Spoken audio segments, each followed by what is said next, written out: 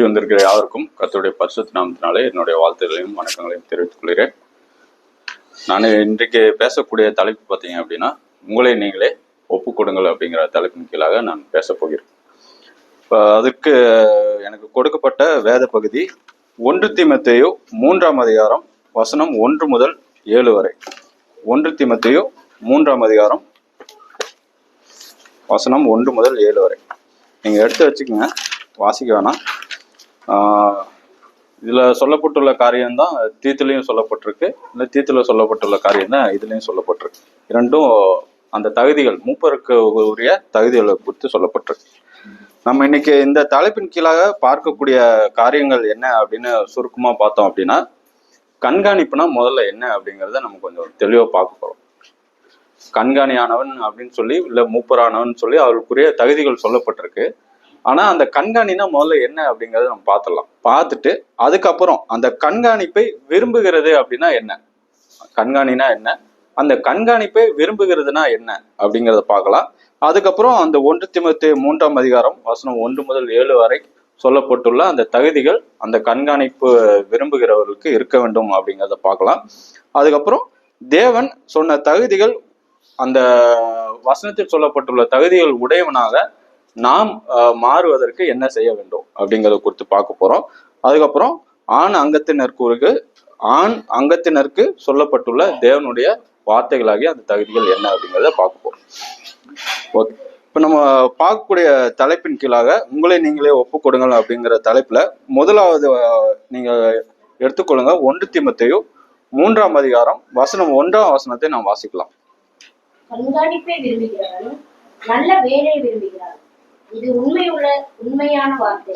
அதாவது கண்காணிப்பை விரும்புகிறவன் நல்ல வேலையை விரும்புகிறான் அப்படின்னு ஸ்டார்ட் பண்றாரு. முதல்ல அந்த கண்காணினா என்னன்னு நம்ம பார்த்தலாம் அப்படின்னு சொன்னேன். கண்காணிப்பு அப்படிங்கிறதுக்கான பொருள் என்னன்னு பாக்குறப்ப மேற்பார்வையிடுதல் அப்படின்னு சொல்லலாம், இல்ல உற்று நோக்குதல், இல்ல கண்காணித்தல், இல்லைன்னா ஆய்வு செய்தல், இல்லைன்னா விசாரணை செய்தல் அப்படின்னு சொல்லலாம். இன்னும் நம்மளுக்கு புரியுற மாதிரி சொல்லணும்னா, ஒரு குழந்தை இருக்கு அப்படின்னா அந்த குழந்தைய நம்ம கண்காணிச்சுக்கிறோம். ஏதாவது தவறான காரியங்கள் நடந்துருமோ அதுக்கு உரிய பாதுகாப்பை நம்ம கொடுக்கும் விதமாக அந்த கண்காணிப்பை நம்ம மேற்கொள்றோம். இன்னொரு இப்போ வீட்டுக்குன்னு எடுத்துக்கிட்டிங்கன்னா, இப்போல்லாம் சிசிடிவி கேமரா மாட்டுறாங்க. ஏன் மாட்டுறாங்க? ஏதாவது தவறுதல், திருடல்கள் ஏதாவது வந்துருவாங்களோ அப்படிங்கிறத கண்காணிப்பு விதமாக கேமரா மாட்டுறத இது பண்றோம். அது மாதிரி ஒவ்வொரு விஷயத்துக்கும் நீங்க எடுத்தீங்கன்னா எக்ஸாம்பிள் சொல்லிட்டே போகலாம். போலீஸும் பார்த்தீங்கன்னா திருடாம இருக்கிறதுக்கான கண்காணிப்பை மேற்கொள்ளுகிறத பார்க்க முடியும். அந்த மாதிரி ஒரு சம்பவம் நடக்கிறத நம்ம உற்று நோக்குதலோ, அதுக்குரிய ஆய்வு செய்தல், அங்க என்ன நடக்குதுங்கிறத ஆய்வு செய்தலும், அதை நம்ம மேற்பார்வையிடுதல், அதாவது என்ன நடந்துட்டு இருக்குங்கிறத நம்ம கவனிச்சு பார்த்துட்டு இருக்கிறதும் தான் அந்த கண்காணிப்பை உணர்த்துகிற காரியமா இருக்கு. அப்ப அந்த இடத்துல தவறான செயலா இல்ல தேவையில்லாத காரியங்கள் நடக்கும்போது அதை சரி செய்ய வேண்டிய பொறுப்பு அந்த கண்காணிக்கிற இடத்துல இருக்கவங்களுக்கு இருக்கக்கூடியதை நம்ம பார்க்க முடியாது. இப்ப தேவனுடைய வசனம் என்ன சொல்லுது?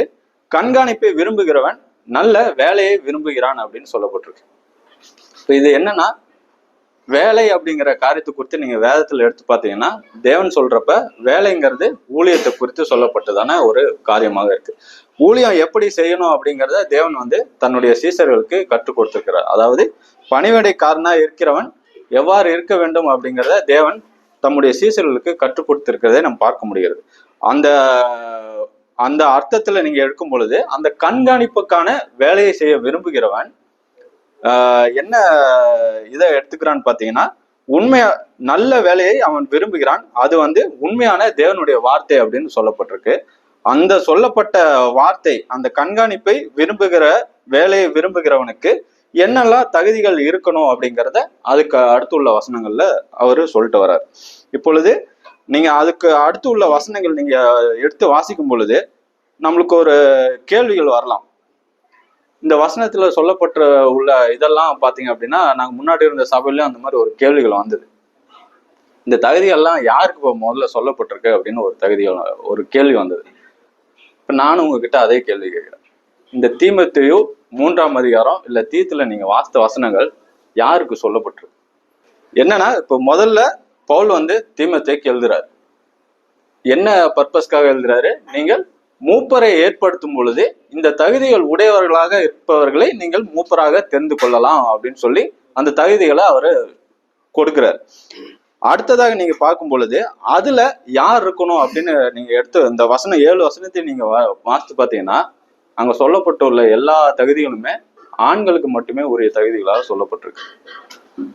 நீங்க மூப்பர்களாக சபையில ஏற்படுத்தக்கூடிய நபர் யாரா இருக்கணும்னா முதல்ல ஆண்களா தான் இருக்கும். ஆண்களுக்கு தான் தேவன் அந்த இம்பார்ட்டன்ஸ் கொடுக்குறாரு. ஏன் பெண்களுக்கு கொடுக்கல அப்படிங்கிற ரீசனை நம்ம ஆராய வேண்டியதில்லை, அது தேவனுடைய காரியம். ஆண்களுக்கு கொடுத்திருக்கிறாரு. அந்த ஆண் எவ்வாறு அவனுடைய தகுதிகளை கொண்டிருக்க வேண்டும் அப்படிங்கிறத சொல்லியிருக்கிறார். அந்த ஆண்களுக்கு கொடுக்கப்பட்ட தகுதிகளை நீங்க 1 by 1 நீங்க லிஸ்ட் அவுட் பண்ணி பாக்குறப்ப அது ஒரு தனி மனிதனுக்கு முதல்ல இருக்கணும். தனி மனிதனுக்கு இருந்தாதான் அந்த தனி மனிதனை தான் மூப்பரா செலக்ட் பண்ண முடியும். அப்ப எங்கிருந்து ஆரம்பிக்குது? விசுவாசி கர்த்தருடைய வார்த்தையை ஏற்றுக்கொண்டு வரான். ஏற்றுக்கொண்டு அவன் கர்த்தருடைய வார்த்தையில தினமும் பலப்பட பரிசுத்தப்பட கர்த்தர் சொல்லியிருக்க அந்த குணாதிசயங்கள் அவன் இடத்துல பெருகி கொண்டே போகிறது. அவன் அந்த காரியங்களை கற்றுக்கொண்டு கடைபிடிக்கும் பொழுது சுற்றி இருக்கிறவர்களாலும் சபையாலும் அவன் ஒரு நட்பெயரை பெற்றுக்கொள்கிறான். அந்த நட்பெயர் அவனுக்கு அந்த மூப்பராகக்கூடிய தகுதிகளை கொண்டு வரக்கூடியதாக இருக்கு. அப்ப ஆரம்பத்துல இருந்து நீங்க எடுத்து பார்த்தீங்க அப்படின்னா விசுவாசியா இருந்து கர்த்தருடைய காரியங்கள்ல அதிகமா வளர்ந்து வரவங்க அந்த காரியத்தை பெற்றுக்கொள்ளக்கூடியதாக இருக்கும். இப்போ எடுத்தோடனே டைரக்டரா யாருமே பாஸ்ட்ன்னு போட முடியாது. வேதம் அதுதான் சொல்லுது. அப்ப கர்த்தருடைய காரியத்தை கர்த்தருடைய வார்த்தையை கை கொள்ளுகிறவர்கள் முதல்ல கற்றுக்கொண்டு அதை ஏற்றுக்கொண்டு அதுக்கப்புறம் அதை கை கொள்ளுகிறவர்கள் இந்த குணாதிசயங்களை பெறக்கூடியவர்களாக இருக்கிறாங்க அப்படிங்கிறத பார்க்க முடியும். இதுல ஒரு வார்த்தை சொல்லுகிறது பாத்தீங்க அப்படின்னா வேலையை விரும்புகிறவன் அப்படின்னு சொல்லப்பட்டிருக்கு. நம்ம அந்த மூப்பருக்குரிய வேலையை யாரும் விரும்பி எடுத்துக்கிறது இல்லை. நீங்க ஒவ்வொரு சபையிலையும் பாத்தீங்க அப்படின்னா மூப்பருக்குரிய வேலை இல்லை, அந்த ஒரு சம்பவம் நடக்குது இல்லை ஒரு மீட்டிங் நடக்குது அப்படின்னா அது பாஸ்ட் பார்த்துக்குவாங்க, அங்குள்ள பெரிய ஆட்கள் பார்த்துக்குவாங்க அப்படின்னு எல்லாம் ஒதுங்கிடுறாங்க. அந்த விஷயத்த நம்ம விருப்பப்பட்டு அந்த வேலையில விருப்பப்பட்டு நம்ம யாரும் அந்த காரியங்கள்ல ஈடுபடுறது இல்லை. ஆனா தேவன் என்ன சொல்றாரு? அந்த வேலையை கண்காணிப்பு விரும்புகிறவன் நல்ல வேலையை விரும்புகிறான் அப்படின்னு சொல்றாரு. அந்த வேலையை நம் விரும்பி செய்வதற்கு நம்மளே ஒப்பு கொடுக்கறவர்களாக இருக்கணும். அந்த தலைப்பின் கீழாக தான் நம்ம இப்ப பேசுறோம். உங்களை நீங்களே ஒப்பு கொடுங்க. அந்த கண்காணிப்புங்கிறது ஒரு நல்ல வேலை. அந்த நல்ல வேலையை விரும்புகிறவன் தேவனுடைய வார்த்தையை விரும்புகிறவன். அந்த தேவனுடைய வார்த்தையை விரும்புகிறதுக்கு நீங்கள் உங்களை ஒப்பு கொடுக்கணும். என்ன காரியத்துக்கெல்லாம் ஒப்பு கொடுக்கணும்னா இந்த தகுதிகள் எல்லாம் தேவனுடைய வார்த்தையின்படி நீங்கள் மேம்படுத்திக் கொள்வதற்காக உங்களை ஒப்பு கொடுக்க வேண்டியது அவசியம். உலகத்தில் உள்ள காரியங்களை நீங்க எடுத்து பார்த்தீங்கன்னா ஒவ்வொருத்தரும் ஒவ்வொரு டிபார்ட்மெண்ட்ல இல்லை படிக்கிற காரியங்கள் எடுத்தீங்கன்னாலும் நான் 12th இவ்வளோ மார்க் எடுக்கணும்னு அவங்க ஒரு அச்சீவ்மெண்ட் வச்சுக்கிறாங்க. அதுக்காக அவங்கள ஒப்பு கொடுத்து என்னெல்லாம் மெனக்கடல் பட முடியுமோ காலையில எழுந்து படிக்கிறாங்க, ஈவினிங் படிக்கிறாங்க, ஹேண்ட் ரைட்டிங்கை டெவலப் பண்ணிக்கிறாங்க, எக்ஸாம் எப்படி எழுதணும், அதுல ஷார்ட் அவுட்டா எப்படி எழுதணும், பேராவா எழுதாம எவ்வளவு சுருக்கமா எழுதணும், ஒவ்வொரு விஷயத்திலையும் தங்க மேம்படுத்தி கொள்கிறாங்க. விளையாட்டுல எடுத்தீங்கன்னாலும் மேம்படுத்தி கொள்கிறாங்க. ஆனா கர்த்தருடைய வார்த்தைன்னு வரப்ப சர்ச்சுக்கு வந்தா போதும், முடிஞ்சது, நம்மளோட அட்டனஸ் போட்டோம்னா நம்மளுக்கு வேலை முடிஞ்சது அப்படின்னு தான் இது பண்றாங்க. அதுக்கு அடுத்து ஒரு ஸ்டெப்ல யாருமே ஏறவே மாட்டேன்றாங்க.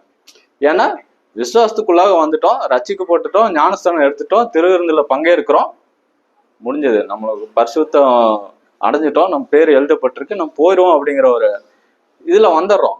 அப்ப சபையில் உள்ள காரியங்களை யார் எடுத்து பண்ணோம் அப்படின்னு பார்த்தா அதை பாஸ்டர் பார்த்துக்குவாரு அப்படின்னு விட்டுறோம். அதுக்கு அடுத்த காரியங்களுக்கு நம்ம தயாராகாமே போயிடுறோம். அந்த தயாராகாம அந்த விசுவாசிங்கிற ஒரு லெவல்லே இருக்கிறதுனால இன்னும் அநேக காரியங்கள் பெண்டிங்காவே நிக்குது. அதை பண்ணக்கூடிய ஆட்கள் இல்லாமலே போவதற்கான சூழ்நிலை ஏற்படுகிறது பார்க்க முடியும்.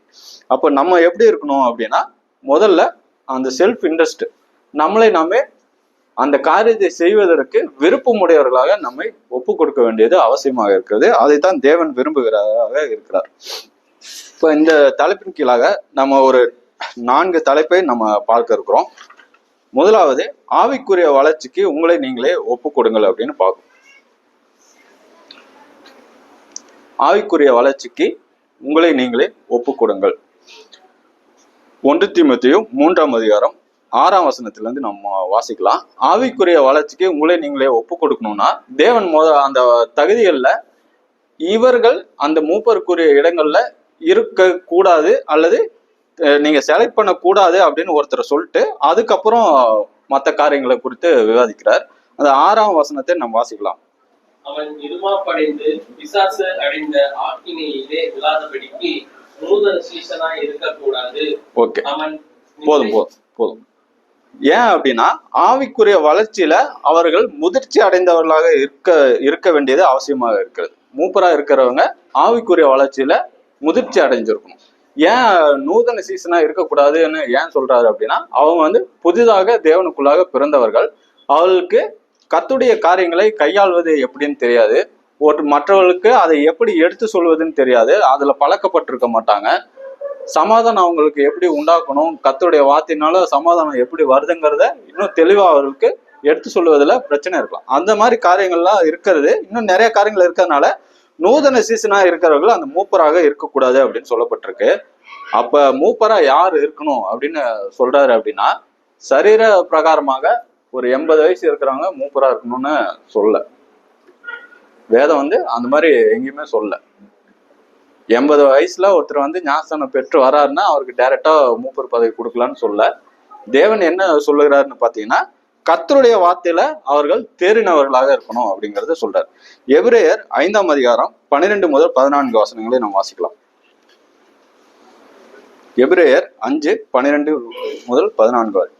காலத்தை பார்த்தால் போதகராய் இருக்க வேண்டிய உங்களுக்கு தேவனுடைய வாக்கியங்களின் மூல உபதேசங்களை மறுபடியும் உபதேசிக்க வேண்டியதாய் இருக்கிறது. நீங்கள் பலமான ஆகாரத்தை அல்ல பாலை உண்ணத்தக்கவர்களானீர்கள். அதாவது நம்ம ரட்சிக்கப்பட்டவர்கள் தினமும் சபைக்கு போயிட்டே இருக்கிறாங்க. அதுதான் தொடர்ந்துகிட்டே இருக்கு. ஏன் அப்படின்னு பாக்குறப்ப அவங்க அடுத்த ஸ்டெப்புக்கு போல. எபிரேயர்ல அதுதான் சொல்றாரு. அதாவது காலத்தை பார்த்தால் அப்படிங்கிறப்ப நீங்க எவ்வளவு வருஷமா அந்த காரியத்தை செஞ்சுட்டே இருக்கீங்க, இன்னும் அடுத்த நிலைக்கு போகாமலே இருக்கிறீங்களே. நீங்க தான் போதகராக இருக்க வேண்டியது, ஆனா இன்னும் ஆகாம இருக்கிறீங்க. இன்னும் பழைய காரியங்கள், பேசிக்கான காரியங்களை உங்களுக்கு திரும்ப திரும்ப போதிச்சுக்கிட்டே இருக்க வேண்டிய அவசியத்துக்குள்ளாக இருக்கிறது. அப்போ புதுசா வரவங்களும் பாத்தீங்க அப்படின்னா அதே நிலையில தொடர்ந்து போவதற்கு இவங்களும் ஒரு எக்ஸாம்பிளா இருக்கிறத பார்க்க முடியாது. அப்படி இருக்கக்கூடாது. காலத்தை பார்த்தால் நீங்கள் போதகரா இருக்க வேண்டியது அப்படின்னு அவர் என்ன சொல்றாருன்னா நீங்க அந்த பொறுப்பை நீங்க எடுத்துக்காம இருக்கிறதுனாலதான் அந்த இதை அவரு சுட்டி காட்டுறாரு. இதே காரியத்தை குறித்து நீங்க எபேசியர்லயும் எடுத்து வாசித்தீங்கன்னா எபேசியர் 4:15 நீங்க எடுத்து வாசிக்கும் பொழுது தலையாகிய கிறிஸ்துவுக்குள் எல்லாவற்றிலேயும் நாம் வளருவர்களா இருக்கும்படி அப்படின்னு சொல்லப்பட்டிருக்கு. ஒரு சில வார்த்தைகளை மட்டும் சொல்லிட்டு இதுல மட்டும் வளருவர்களா இருக்கும்படி அப்படின்னு சொல்ல, எல்லாவற்றிலையும் வளருவர்களா இருக்கும்படி அப்படின்னு சொல்றாரு. நம்ம அப்படி நம்மளுடைய தீர்மானம் அப்ப எப்படி இருக்கணும்? கிறிஸ்துவுக்குள்ள தேவன் கொடுத்திருக்கிற தகுதிகள் எல்லாவற்றிலையும் நாம் வளர்த்து கொள்ளுவர்களாக இருக்க வேண்டியது அவசியம். அப்ப அந்த காலத்தை நாம் பிரயோஜனப்படுத்தி கொண்டு தேவனுடைய வார்த்தையில் நாம் பிரயோஜனப்படுத்தி கொண்டு கர்த்தருடைய வார்த்தையில் உறுதிப்பட்டவர்களாய் நாமே அந்த ஆவிக்குரிய வளர்ச்சிக்கு நம்மை ஒப்பு கொடுக்க வேண்டியது அவசியமாக இருக்கிறது. அப்பொழுதுதான் அந்த மூப்பருக்குரிய தகுதிகள் நம்ம இடத்துல பெருகக்கூடியதாக இருக்கும் அப்படிங்கிறத பார்க்கும். 2வது தலைப்பு பார்த்தீங்க அப்படின்னா இன்னும் அதிகமான தேவபக்திக்கு உங்களை நீங்களே ஒப்பு கொடுங்கள். இன்னும் அதிகமான தேவபக்திக்கு உங்களை நீங்களே ஒப்பு கொடுங்க. இப்ப இந்த தலைமைத்துவம், கண்காணிப்பு, மூப்பர் அப்படின்னு நீங்க எடுத்து பாக்குறப்ப அது ஒரு தகுதியா மட்டும் இல்லை. அதாவது அது ஒரு போஸ்டிங்கு, அது ஒரு அதிகாரமுடைய இடம் அப்படிங்கிறது மட்டும் இல்லை. அது ஒவ்வொரு தனிப்பட்ட மனிதனுடைய நடத்தைகளை முன்னுதாரணமாக கொண்ட ஒரு பொறுப்பாகவும் இருக்கு. முதல்ல அவனுடைய நடத்தையை தான் பாக்குறாங்க. அந்த கண்காணிப்பை விரும்புகிறவன் அவனுக்குரிய குணாதிசயங்கள் இவ்வாறு இருக்கணும்னு சொல்லப்பட்டிருக்கு. அப்போ மூப்பராக ஏற்படுத்தக்கூடிய நபர்கள் இல்ல ஏற்படுத்தப்பட்டிருக்கிறவர்களுடைய நடத்தைகளை பார்க்க வேண்டிய அவசியமாக இருக்கு. அப்ப அவர்கள் என்ன பண்ணணும்? அதிகமாக தேவனுடைய பக்திக்கு, தேவனுடைய வார்த்தைக்கு அவர்களை ஒப்பு கொடுக்க வேண்டியது அவசியமாக இருக்கிறது. ஏன் அப்படின்னு நீங்க எடுத்து வாசிங்க பார்த்தீங்கன்னா 2ஆம் வசனம் வாசிங்களா. 1 தீமோத்தேயு 3:2. ஆகையால் கண்காணியானவன் குற்றம் சாட்டப்படாதவனும் ஒரே மனைவியை உடைய புருஷனும் ஜாக்கிரதை உள்ளவனும் தெளிந்த புத்தி உள்ளவனும் யோக்கியதை உள்ளவனும் அந்நியரை உபசரிக்கிறவனும் போதக சமர்த்தனமாய் இருக்க வேண்டும். ஓகே, இதுல முதலாவது சொல்லப்பட்டிருக்கிறதே பாத்தீங்கன்னா கண்காணியானவன் குற்றஞ்சாட்டப்படாதவனும் அப்படின்னு சொல்லப்பட்டிருக்கு. அவனுக்குரிய பேசிக் தகுதி பாக்குறப்ப குற்றஞ்சாட்டப்படாதவன், அது வெளியில ஆகட்டும் உள்ளே ஆகட்டும் அப்படின்னு எடுத்துக்கிட்டீங்கனாலும், சபையில இருக்கிறப்ப மூப்பரா ஏற்படுத்துறப்ப அவனை பற்றி விசாரிக்கிறப்ப அவன் வந்து குற்றம் சாட்டப்படாதவனா இருக்கணும் அப்படின்னு சொல்லப்பட்டிருக்கு. அப்ப அந்த நபர் என்ன பண்ணுகிறவரா இருக்கணும் அப்படின்னு எதிர்மறையா நீங்க எடுத்து பார்த்தீங்க அப்படின்னா, தேவனை பிரிவுபடுத்துகிற காரியங்கள்ல தங்களை ஒப்பு கொடுத்து இருக்கக்கூடிய நபராக இருக்க வேண்டியது அவசியமாக இருக்கிறது அப்படின்னு நம்மளுக்கு புரிகிறது.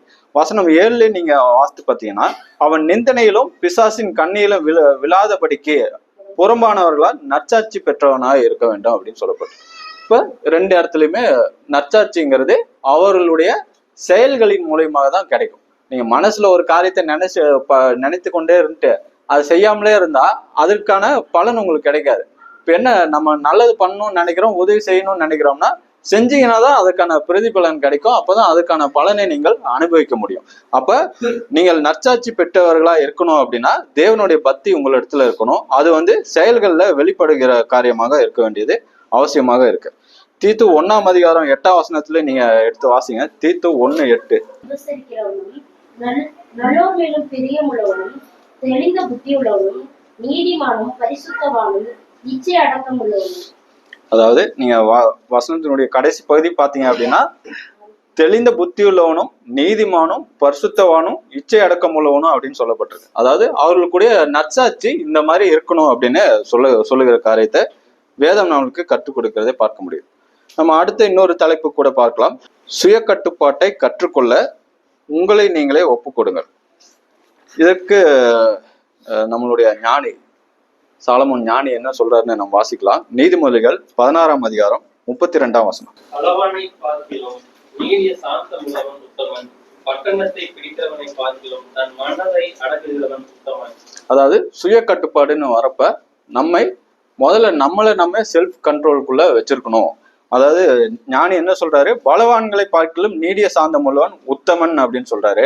பட்டணத்தை பிடிக்கிறவனை பார்க்கிலும் தன் மனதை அடக்குகிறவன் உத்தமன் சொல்றாரு. நம்ம சுய கட்டுப்பாடு உடையவர்களாக இருந்து நாமே அந்த காரியங்கள்ல செயல்படுத்தக்கூடியவர்களாக இருக்கணும். இன்னும் நீங்க எடுத்து வாசித்தீங்கன்னா 1 கொரிந்தியர் 9:27 அது குறித்து சொல்லப்பட்டிருக்கிறத பார்க்க முடிகிறது. பவுல் என்ன சொல்றாருன்னு நீங்க எடுத்து வாசிங்க. 1 கொரிந்தியர் 9:27.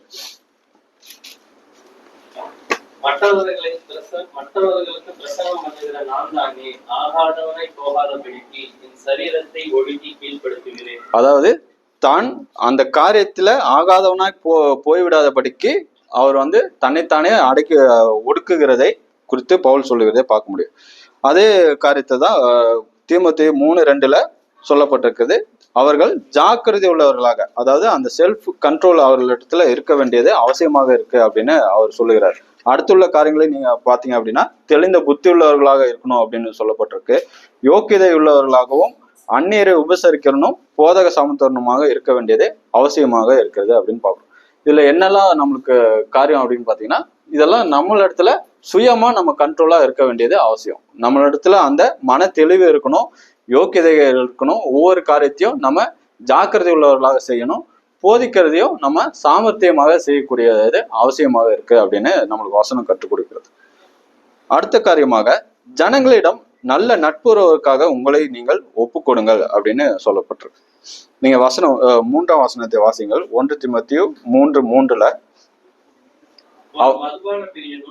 அடிக்கிறவனும் இழிவான ஆதாயத்தை இச்சிக்கிறவனுமாய் இல்லாமல் பொறுமையுள்ளவனும் சண்டை பண்ணாதவனும் பண ஆசை இல்லாதவனுமாய் இருந்து தன் சொந்த குடும்பத்தை நன்றாய் நடத்துகிறவனும் பிள்ளைகளை சகல அதாவது இதுல நீங்க மற்றொரு இடத்துல சண்டை பண்ணாதவனுமாயும் இருக்கணும் அப்படிங்கறத சொல்லப்பட்டிருக்கிறத பார்க்க முடிகிறது.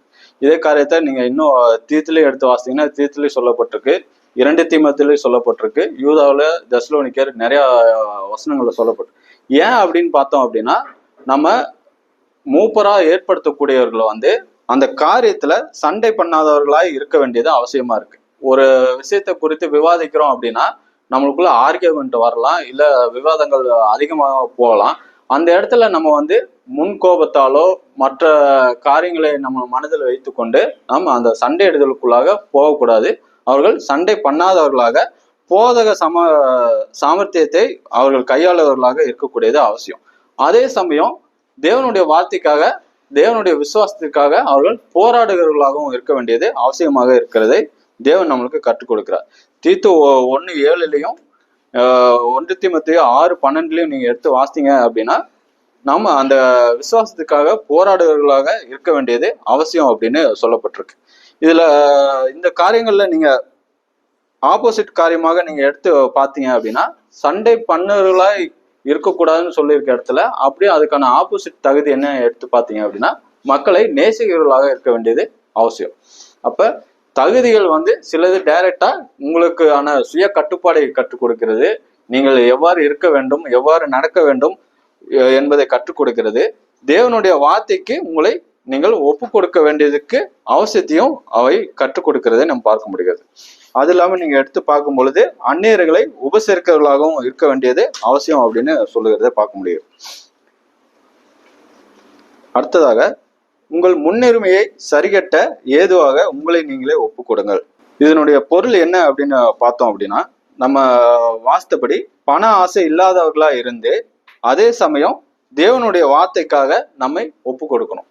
இப்ப நம்ம தேவனுடைய சபையை எடுத்து நம்ம ஒவ்வொரு காரியங்களையும் செய்யும் பொழுது அந்த காரியங்கள்ல குறைவுகள் ஏற்படலாம். எல்லா இடத்துலயும் நம்மளுக்கு நிறைவா இருக்கும், எல்லா காரியமும் சமாதானமா நடந்து முடியும் அப்படின்னு நம்மளால சொல்ல முடியாது. ஆனா அந்த இடத்துல நம்மளுக்கு கொடுக்கப்பட்டிருக்க அந்த பொறுப்புகளை எடுத்து நாம் சாமர்த்தியமாக கையாள வேண்டியது அவசியம். அந்த கையாள வேண்டிய இடத்துல பாத்தீங்க அப்படின்னா நீங்கள் முன்னுதாரணமாக அதை செயல்படணும். அந்த இடத்துல நம்ம பண ஆசை இல்லாதவர்களாக சபையை சரியாக விசாரிக்கிறவர்களாக நம்ம செயல்பட வேண்டியது அவசியம். அதாவது உங்களுக்குரிய உரிமையை நீங்கள் சரியாக கையாள வேண்டியது அவசியம். நீங்க லூக்கால எடுத்து பார்த்தீங்க அப்படின்னா லூக்கா 10:35 நீங்க எடுத்து வாசிக்கிறப்ப அந்த சமாரியனுடைய சம்பவம் சொல்லப்பட்டிருக்கதை பார்க்க முடிகிறது. அவன் என்ன செய்யறான், காசை கொடுத்துட்டு போறான். இவனுக்கு இன்னும் அதிகமா ஏதாவது செலவாச்சுன்னா நான் அதுக்கான தொகையை கொடுக்குறேன் அப்படின்னு அந்த காரியத்துல அவர்கள் விசாரணை உடையவரான அந்த காரியத்தை கையாளுகிறத பார்க்க முடியாது. இது எதை சுட்டி காட்டுதுன்னு நீங்க பாத்தீங்க அப்படின்னா, அவன் அந்த காரியத்தை செய்யணும்னு விரும்புறான், அதை முழு மனதா செய்யணும்னு விரும்புறான். அதிகமா போனாலும் அதுக்கு நான் கொடுக்கறதுக்கு தயாரா இருக்கேன் அப்படிங்கிறத அவன் உறுதிப்படுத்தி கொண்டு போகிறதை பார்க்க முடியாது. அது போல நம்மளுடைய உரிமையை சபையில நம்ம செலுத்தணும், முழு மனதோட செலுத்தணும். என்ன காரியம் நடந்தாலும் அதற்கு நாங்கள் ஒப்பு கொடுக்கிறோம், அந்த காரியத்தை செய்வதற்கு எங்களால் முடிந்தவர்களை நாங்கள் கொடுக்கிறோம் அப்படிங்கிறத ஒப்பு கொடுத்தல் நம்மளுக்கு இருக்கணும் அப்படின்னு சொல்லப்பட்டிருக்கு. கடைசியாக, நீங்கள் ஒரு சிறந்த குடும்பஸ்தனாக இருக்க உங்களை ஒப்பு கொடுங்கள் அப்படின்னு சொல்லப்பட்டிருக்கு. இது பாத்தீங்க அப்படின்னா நீங்கள் குடும்பஸ்தனாக இருக்க உங்களை நீங்களே ஒப்பு கொடுங்கள். முதலாவது நம்ம போதிக்க வேண்டிய இடம் பார்த்தோம் அப்படின்னா நம்மளுடைய ஃபேமிலியில தான் முதல்ல போதிக்கணும். நீங்க வேதத்துல சொல்லப்பட்டிருக்க அந்த பேட்டர்னே எடுத்து பார்த்தீங்க அப்படின்னா கணவன் மனைவி முதல்ல ஒரு குடும்பமாக ஏற்படுத்தப்படுகிறார்கள். அங்கிருந்து தான் நம்மளுக்கான அந்த போதனையும் ஊழியமும் அங்கிருந்து தான் நம்மளுக்கு ஆரம்பிக்குது. அப்ப நீங்க அதுக்கு அடுத்து உள்ள வசனத்தை வாசிங்களா. 1 தீமோத்தேயு 3:4. தன் சொந்த குடும்பத்தை நன்றாய் நடத்துகிறவனும் தன் பிள்ளைகளை சகல நல்லொழுக்கம் உள்ளவர்களாய் கீழ்ப்படிய பண்ணுவதுமாய் இருக்க வேண்டும். அடுத்து 5 வசனத்தை வாசித்தோம். ஒருவன் தன் சொந்த குடும்பத்தை நடத்த அறியாதிருந்தால் தேவனுடைய சபையை எப்படி விசாரிப்பான்? அதாவது இப்ப நம்ம இருக்கிற இதுல பாத்தீங்கன்னா திருமணமாகி பல ஆண்டுகள் ஆனவர்களும் இருக்காங்க, திருமணம் ஆகாதவர்களும் இருக்கிறாங்க, இல்ல திருமணம் ஆக போறவங்களும் இருக்கிறாங்க, இல்ல பிள்ளைகளும் இருக்கிறாங்க. இப்ப இவங்க எல்லாத்துக்கும் தேவன் ஏற்படுத்திருக்க நியமனம் என்னன்னு பாத்தீங்க அப்படின்னா அவர்கள் பெரியவர்களாகி திருமணம் பண்ண போறாங்க. திருமணமானவர்களுக்கு திரும்ப பிள்ளைகள் பிறக்க பொழுது அவர்கள் திரும்ப வாலிப பிராயத்தை கடந்து திரும்ப திருமணத்துக்குள்ள இப்ப அந்த சர்க்கிள் தான் கண்டினியூ ஆயிட்டே இருக்கு. அப்ப தேவன் என்ன கற்றுக் கொடுக்கிறாருன்னா, நீங்க திருமணம் ஆகி தகப்பனா இருக்கீங்க அப்படின்னா நீங்கள் உங்களுடைய பிள்ளைகளுக்கு கற்றுக் கொடுக்க வேண்டியது அவசியம். என்னென்ன கற்றுக் கொடுக்கணும், தேவனுடைய வார்த்தையின்படி நீங்கள் நடக்க எவ்வாறு உங்களை நீங்கள் தயார்படுத்திக் கொள்ளணும், தேவனுடைய வார்த்தை என்ன சொல்லுகிறது, தேவனுடைய வார்த்தைக்கு நீங்கள் எவ்வாறு கீழ்ப்படிய வேணும் அப்படிங்கிறத கற்றுக் கொடுக்க வேண்டியது அவசியம். நீங்க பழைய ஏற்பாடு எடுத்து பார்த்தீங்க அப்படின்னா அவங்க பஸ்கால இது பண்றப்ப அவர்கள் தேவன் நடத்தி வந்த அந்த காரியங்களை கொடுத்து அவர்களுக்கு விலக்கி சொல்லி கர்த்தருடைய வார்த்தையை அவர்கள் தங்கள் பிள்ளைகளுக்கு கற்றுக் கொடுக்கறதை பார்க்க முடிகிறது. அதுதான் நம்மளுக்கு சொல்லுது. இதே வசனத்தை 1 தீமோத்தேயு 3:15 நீங்க எடுத்து வாசித்தீங்க அப்படின்னா, அந்த வீடு ஜீவனுள்ள தேவனுடைய சபையாய் சத்தியத்துக்கு தூணும் ஆதாரமுமா இருக்கிறது அப்படின்னு சொல்லப்பட்டிருக்கு. முதல்ல சபைன்னு நீங்க எடுத்து பாக்குறப்ப ஒரு குடும்பமாக சபையாக இருக்கிறோம். அந்த சபை தேவனுடைய சபையாக நம்ம ஐக்கியப்படுகிற இடங்கள்லயும் நம்ம இருக்கிறோம் அப்படிங்கிறத பார்க்க முடியாது.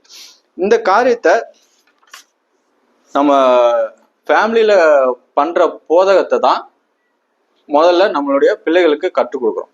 பிள்ளைகள் தகுதி உள்ளவர்களாக மாற நாம அவர்களை வளர்க்க வேண்டியது அவசியமாக இருக்கிறது. ஏன் அப்படின்னு பார்த்தோம் அப்படின்னா, அவர்கள் தான் பின்னாடி ஒரு குடும்பமாக ஏற்படுத்த போறாங்க. நீங்க சரியா பிள்ளைகளை கையாளாம, சரியா அவளுக்கான நட்பண்புகளை கற்றுக் கொடுக்காம, தேவனுடைய வார்த்தையை சொல்லி கொடுக்காம போனீங்க அப்படின்னா, அவன் சிறந்த குடும்பஸ்தனாக, சிறந்த குடும்பத்தை நடத்துகிறவனாக வராம போவதற்கு வாய்ப்பு இருக்கு. ஓகேங்களா? இல்ல நம்மளுக்கு கல்யாணம் ஆயிடுச்சு, இப்ப நம்ம தகப்பனா இருக்கோம் அப்படின்னா, நம்மளுக்கு கர்த்தருடைய வார்த்தையை என்ன கற்றுக் கொடுக்குதுன்னு நம்ம கவனித்து நம்ம சிறந்த குடும்பத்தினாக மாறுவதற்கு என்ன அவசியமோ அந்த காரியத்தை நம்ம கடைபிடிக்க வேண்டியது அவசியம். அப்ப நம்ம போதனை செய்ய வேண்டிய இடம் முதல்ல சிறந்த குடும்பமாக நம்ம மாற்ற வேண்டிய அந்த குடும்பத்துல நம்ம பண்ண வேண்டியது அவசியம். அதுக்கு அடுத்த காரியம் பார்த்தீங்க அப்படின்னா, நீங்கள் சபையிலையும் அந்த போதனையை செய்ய விருப்பமுடையவர்களாக உங்களை நீங்கள் ஒப்பு கொடுக்கணும். ஒவ்வொரு குடும்பத்தை நடத்துகிற தலைவனாக மட்டும் நம்ம காரியங்களை செய்யறோம். அது உலக பிரகாரமாக இருந்தாலும் அந்த தலைவன் பொறுப்பை எடுத்து செஞ்சிடறாங்க. ஆனா சபைக்குன்னு வரப்ப அந்த தலைவன் பொறுப்பை எடுக்கிறதுக்கு அவர்கள் பின்தங்கியே நிக்கிறாங்க. அந்த பொறுப்பை எடுக்கிறதுக்கு தயங்குறாங்க. ஏன் அப்படின்னு பார்த்தோம் அப்படின்னா, இந்த குணாதிசயங்களை உடையவர்களாக கையாள்வது அவர்களுக்கு சிரமமாக இருக்கிறதாக அவர்கள் உணர்கிறதை பார்க்க முடியும். ஆனா எல்லா குணாதிசயங்களும் ஒருவரிடமே இருக்குமான்னு பார்த்தா இருப்பதற்கு வாய்ப்புகள் குறைவுதான். ஆனா தேவன் வழிநடத்த வல்லவராக இருக்கிறாருன்னு அந்த காரியத்தை குறித்த அந்த மன தைரியம் நம்ம இடத்துல இருக்க வேண்டியது அவசியம். நம்முடைய பிள்ளைகளுக்கு நம்ம அந்த பொறுப்பை சொல்லித்தர வேண்டிய அவசியத்துல இருக்கோம். நம்ம மனைவிகளுக்கும் அந்த காரியங்களை குறித்து சொல்லித்தர வேண்டிய அவசியத்துல நம்ம இருக்கிறோம். அந்த குடும்பத்துல செய்கிற ஊழியத்தையே நாம சபையிலையும் செய்ய வேண்டியது அவசியமாக இருக்கிறது. அந்த அவசியத்தை உணர்ந்தவர்களாக நாம் ஒப்பு கொடுக்க வேண்டியது அவசியம் அப்படின்னு வேதம் நம்மளுக்கு கற்றுக் கொடுக்கிறது. கடைசியாக நம்ம இந்த முழு இதையும் நீங்க எடுத்து பார்த்தீங்க அப்படின்னா என்ன சொல்ல வராங்க அப்படின்னு நீங்க பாக்குறப்ப, ஒரே மனைவியுடைய புருஷனாக இருந்து அவர்களுக்குரிய தகுதிகள் என்னவாக இருக்கணும் அப்படின்னு வசனம் சொல்லுகிறத நம்ம பார்த்தோம். அந்த வசனத்தை நாம் எவ்வாறு கை கொள்ளணும் அப்படின்னு பார்த்தீங்க அப்படின்னா, எபேசியர் 4:15 சொல்லியிருக்கப்படி எல்லாவற்றிலேயும் நாம் வளர்களாய் இருக்கிறவர்களாக நம்மை ஒப்பு கொடுக்க வேண்டியது அவசியம். இப்போ இந்த 1 தீமோத்தேயு 3ஆம் அதிகாரம் வசனம் 1 முதல் 7 வரைக்கும் நீங்க எடுத்து ஃபுல்லா வாசித்து பாருங்க. தேவன் சொல்லுகிறது முதல்ல தனி மனிதனுக்கு தான் சொல்றாரு. தீமோத்தேயுக்கு பவுல் எழுதியிருக்கிறாரு. அந்த காரியங்கள் மூப்பருக்குரிய தகுதிகள் தான். நீங்க ஆனா எடுத்து பார்த்தீங்க அப்படின்னா அது ஒரு ஆண் நபருக்குரிய தகுதிகள். அந்த ஆண் நபர் தங்களுக்குரிய தகுதிகளாக இவைகளை எடுத்துக்கொள்ளணும். முதல்ல அந்த தகுதிகளை நான் எடுத்துக்கொள்ள விருப்பப்படணும். விருப்பப்பட்டாதான் அது சிறந்ததாக இருக்கும் அப்படின்னு தேவன் கற்றுக் கொடுக்கிறார். அந்த காரியங்களை எடுத்துக்கொண்டு கையாண்ட நபர்களை நீங்க வேதத்துல எடுத்து பார்த்தீங்கன்னா அநேக உதாரணங்கள் இருக்கிறத நாம் பார்க்க முடியும். உதாரணமாக நீங்க பவுலே எடுத்துக்கிட்டாலும், பவுல் மேரேஜ் பண்ணலன்னாலும் தேவனுடைய வார்த்தைக்கு எல்லா விதத்திலையும் அவர் ஒப்பு கொடுத்து நடந்ததை பார்க்க முடியுது. பழைய ஏற்பாட்டிலையும் புதிய ஏற்பாட்டிலையும் எடுத்து பார்த்தீங்க அப்படின்னா ஒவ்வொருத்தரும் ஒவ்வொரு காரியங்கள்ல சிறந்தவராக சொல்லப்பட்டிருந்தாலும் தேவனுடைய வார்த்தைக்கு தேவன் சொன்ன எல்லா காரியங்களுக்கும் தங்களை அவர்கள் கீழ்ப்படுத்தியிருந்தார்கள் அப்படிங்கிறத நீங்க பார்க்க முடியும். இந்த காரியங்கள் கர்த்தர் தாமே நமக்கு ஆசீர்வதித்து தருவாராக. அதோட முடிச்சுக்கொள்ளும்.